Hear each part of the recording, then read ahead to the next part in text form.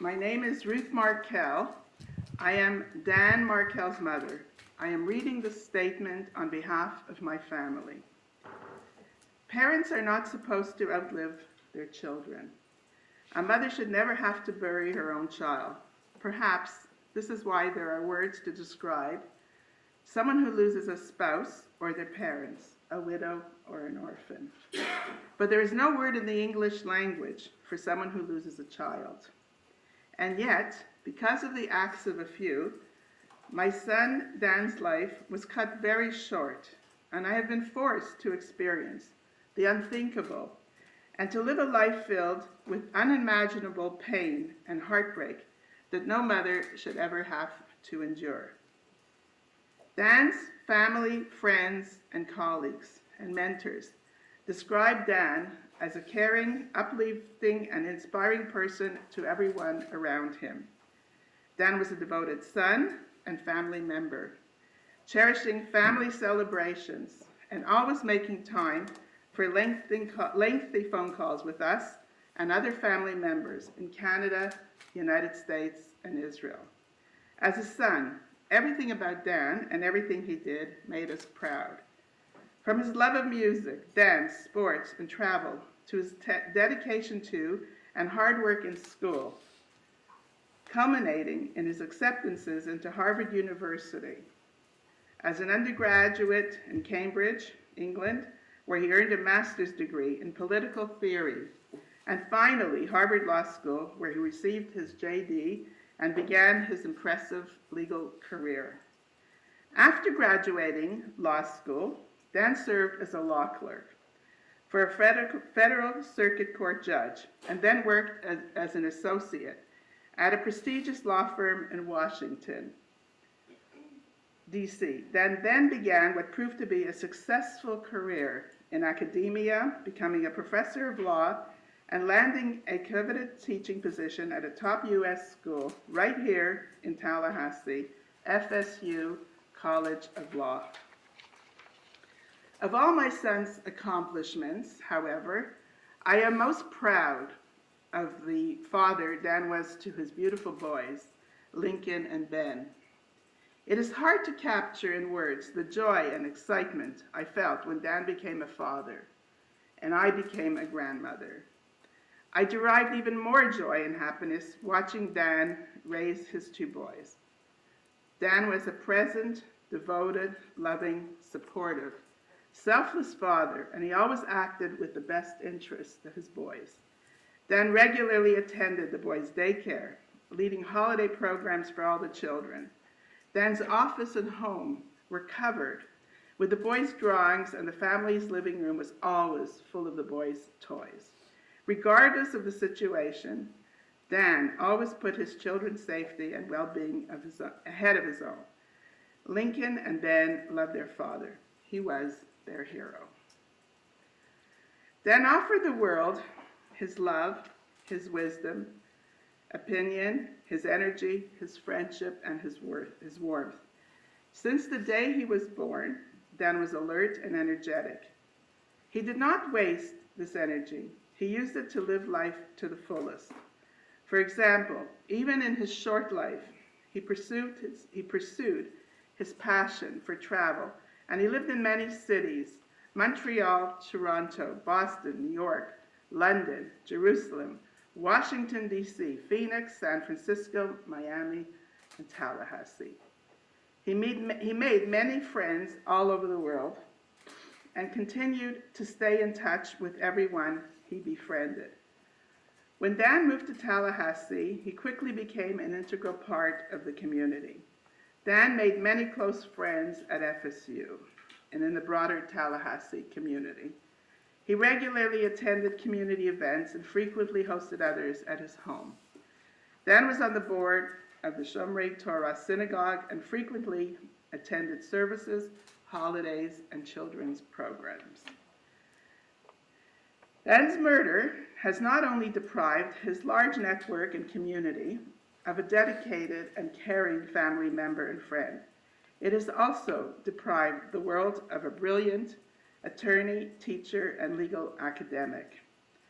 Dan also co-founded a blog called Prof's Blog, which focuses on a variety of topics related to law and life. Due to Dan's amazing dedication and tireless work, Prof's Blog continues to grow and inspire legal scholars and students around the world. In addition to Dan's scholarship, Dan was a devoted professor who was deeply involved in the FSU community. Dan was passionate about teaching, and his students adored him. Dan served on the law school's recruiting committee and worked to recruit high-level academics to FSU, including by personally hosting most of the recruits and new faculty members. Dan's energy, drive, and sociability enhanced the student body and the faculty of the FSU College of Law. As the court knows, Dan's life was brought to a sudden, abrupt, and tragic end when he was murdered in July 2014. The losses sustained and the damage caused by this crime cannot be overstated. In one fell swoop, our son, brother, and the father of two young boys were all killed. My life was shattered.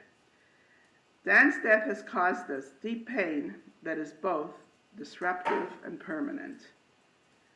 After the death of a loved one, you are supposed to face the loss, the void, the experience, the grief, and maybe get closure if you are lucky. When you lose a child, life's progression comes to a complete stop. And the grief comes to a grief stop. When my life was shattered, Dan's death has caused this deep pain that is both disruptive and permanent. After the death of a loved one, you are supposed to face the loss, the void, the experience, the grief, and maybe get closure if you are lucky.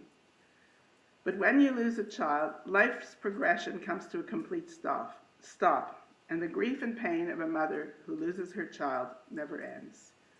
For me, closure and normalcy are only words in a dictionary, not a reality that I will ever experience again. We have waited for more than 5 years for those involved in Dan's murder to be brought to justice, which has only exacerbated my pain, grief, anxiety, and health. It is very cumbersome to navigate and participate in the legal processes encountered in the days, weeks, and years following the murder. From the day I learned about Dan's death, I experienced a life sentence. But I know that even after justice occurs, Dan's murder will continue to torment me for the rest of my life. Thank you, Mrs. Markel. I'm not finished. Wait, I'm still sorry. Other lives were just... Stop. What's wrong? Oh, there is another page. It just looked Okay. like the end. Okay, are we okay? Yeah. Sorry, go ahead. Sorry. Yes, ma'am. Other lives were destroyed as well. The lives of Dan's two sons, my grandchildren, were forever turned upside down as a result of this crime. Benjamin was 4 years old, and Lincoln was only 3 years old when their father was murdered. Benjamin and Lincoln have been forever deprived of a relationship with their father and will grow up and go through life without a father. These boys have also been robbed of their childhoods as they are forced to confront and try to understand the unthinkable crime of murder at such a young age. We, all including Phil, Shelley, and her family, have been traumatized by Dan's tragic death. Dan's nieces and nephews, ranging from ages 8 to 13, were forced to confront murder at a young age. Dan's older relatives could not comprehend this tragedy. My maternal 97-year-old uncle had a special bond with Dan and suffered greatly from his murder. He gave up and died 3 months later. There is not a single day that goes by when thoughts of Danny do not enter our minds. His murder has been horrible for us, shocking, surreal, hard to understand. Danny is never coming back, but we continue to hope and pray for justice. Thank you.